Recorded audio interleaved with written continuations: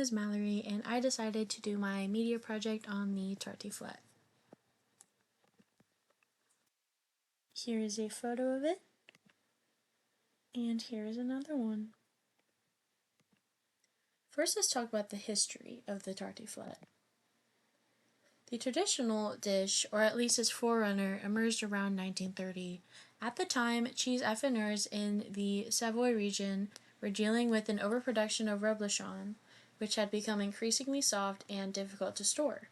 To address this surplus, they revived an old dish known as the pela, which originates from the Arravie area in the Haute-Savoie.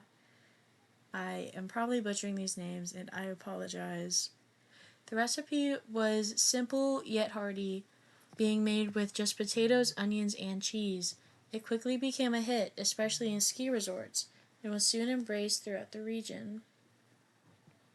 Later on, a restaurateur from La Clusaz rebranded the dish as Tartiflette to give it a more distinctive identity.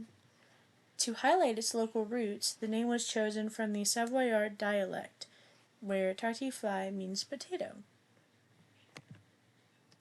Next is the recipe. So here are the ingredients.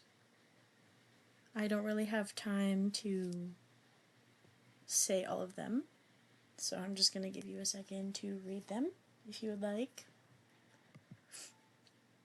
And so as you see, it requires reblochon cheese. I didn't know what that was until this project, so I added a photo of it to show the other people who might not know what it is. For the preparation, here it is. Again, as a time constraint, I'm not going to read all of these, so I will let you read them yourselves if you would like. Alright? And a tip is that you should fry the potatoes before you put them in the dish and you put the dish in the oven, because it will help the potatoes and the entire dish not disperse at high temperatures when in the oven. Here's another photo of the tartiflette. Similar dishes.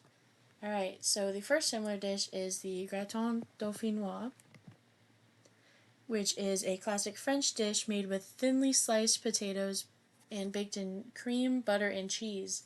The dish was first introduced on July 12, 1788, when it was served with ortolans at a dinner thrown by Charles Henri, the Duke of Clermont-Tonnerre and Lieutenant General of the Dauphiné, for the local officials of Gap, which is a town that is now part of the Haute-Alpes region.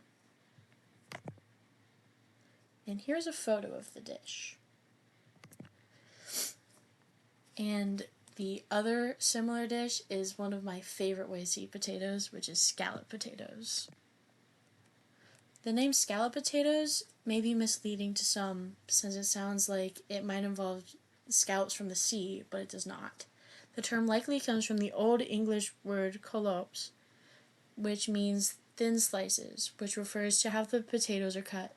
Traditional versions, especially in the US and Ireland, use thinly sliced potatoes and then is baked with cheese, milk, cream, and sometimes breadcrumbs.